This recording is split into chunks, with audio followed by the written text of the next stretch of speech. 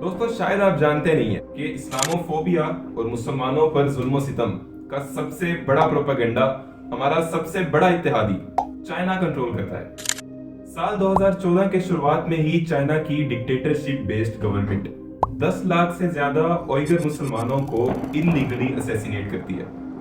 2014 से 2017 तक round about 16,000 मस्जिदों को शहीद किया जाता है।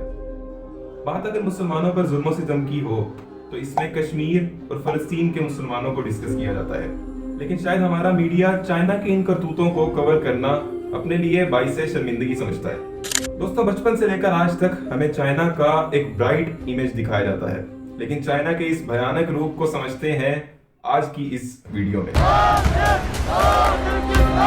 They're an ethnic minority in China. The UN thinks 1 million Uyghurs are being detained in camps, maybe more. This is forced labor, this is forced sterilization, things that we haven't seen in an awfully long time in this world. 所谓中国在新疆实施种族灭绝和反人。 दोस्तों अगर आप कभी China जाएं तो north west China में आपको एक province मिलेगा जिसका नाम है जिनजियांग प्रोविंस, जो कि कहने को तो एक ऑटोनॉमस रीजन है, लेकिन हकीकत ये है कि तिब्बत की तरह यहाँ पर भी चाइना की कम्युनिस्ट पार्टी स्ट्रांगली कंट्रोल करती है। दोस्तों यहाँ पर राउंड अबाउट 40 एथनिक ग्रुप्स हैं, लेकिन दो बहुत मेजर ग्रुप्स हैं, उइगर्स और हान्स। इसके अलावा चाइनीज मुस्लिम्स, हुई, मंगोल्स, तातार्स, कजाक्स वगैरह भी शामिल हैं। दोस्तों इस टॉपिक को डिस्कस करने से पहले इसका थोड़ा सा बैकग्राउंड समझते हैं। दोस्तों उइगर्स और हान्स दोनों ही इस प्रोविंस पर अपना क्लेम करते हैं और इनकी ये लड़ाई कई हजार साल पुरानी है, लेकिन 2009 के बाद से ही ये इशू एक खौफनाक शक्ल अख्तियार कर लेता है। चाइना का एटीट्यूड बहुत स्ट्रिक्ट हो जाता है उइगर मुस्लिम को लेकर। इनका ये रवैया इतना सख्त हो जाता है कि internet, media, mobile phones, journalist, in fact हर किस्म की फैसिलिटीज़ पर रिस्ट्रिक्शंस लगा दी जाती हैं। दोस्तों इन रिस्ट्रिक्शंस की वजह से यहाँ की एग्जैक्ट सिचुएशंस पता करना बहुत मुश्किल है, लेकिन कभी कभार कुछ लीक वीडियोस, कुछ भागे हुए मुस्लिम्स और कुछ रिसोर्सेज की वजह से पता लगता रहता है कि यहाँ पर दरअसल चल क्या रहा है। दोस्तों उइगर्स और हान्स की इस लड़ाई में चाइना की गवर्नमेंट हान्स को सपोर्ट करती है। इसकी सबसे बड़ी रीजंस उइगर्स की मुस्लिम आइडेंटिटी को डैमेज करना है, और अपनी सपोर्ट को साबित करने के लिए 1950s से 1970s तक माइग्रेट होने वाले हान्स को मैसिवली स्पॉन्सर किया जाता है चाइनीज गवर्नमेंट की तरफ से। इन सब का सिर्फ एक ही मकसद था, उइगर्स की स्टेटस को कमजोर करना।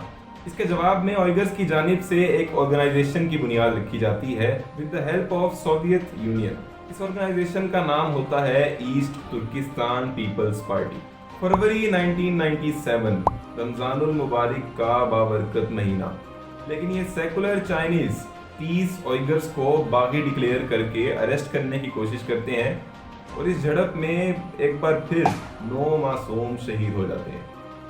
साल 2009 में दोनों जानिब से यरमुकी रियॉट्स का आगाज होता है, जो कि सिविल वॉर की एक सूरत बन जाता है। इसका इल्ज़ाम चाइना की गवर्नमेंट ईटीपीपी पे डालती है। सिर्फ इतना ही नहीं, बल्कि पूरे मुल्क में होने वाले जितने भी टेररिज्म के अटैक्स होते हैं उनका कसूरवार भी इसी पार्टी को डिक्लेयर किया जाता है। दोस्तों दुनिया में जहाँ कहीं भी मुसलमानों के राइट्स और उनकी सलामती की बात की जाए, वहाँ पर तुर्की के सदर रजब तैयब अर्दोगान का नाम भी साथ दिया जाता है। कश्मीर इशू से लेकर उइगर्स जीनोसाइड तक तुर्की के सदर मुसलमानों के लिए आवाज़ बुलंद करते रहे हैं, और इस केस में उनकी स्टेटमेंट चाइनीज अथॉरिटीज़ को हिला के रख देती है। The incidents in China are simply put a genocide, there is no point in interrupting this otherwise.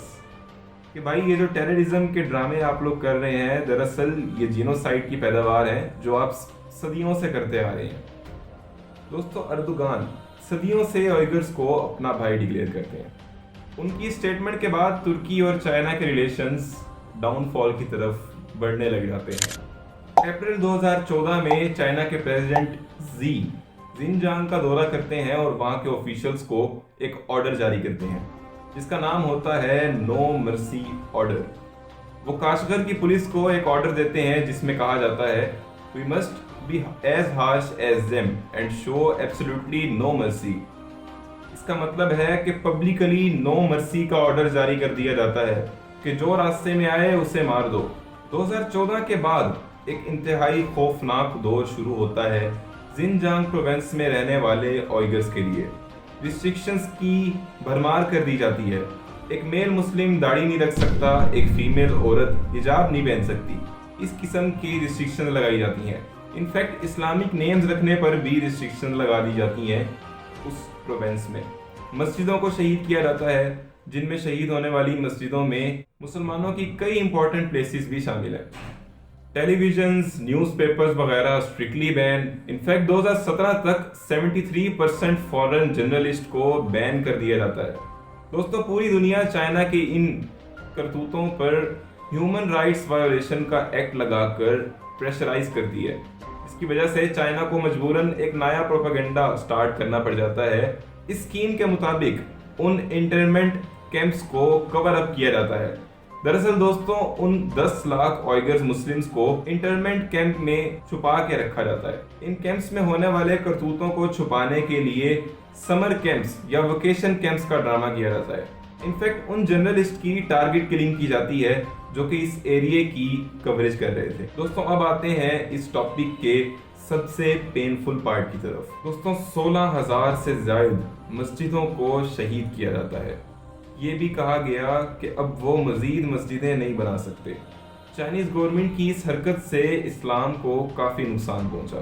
2019 में फ्रांस की एजेंसी के दौरे के मुताबिक ये भी बताया जाता है कि गुज़श्ता 10 सालों से मुर्दों को भी टॉर्चर किया जाता रहा है।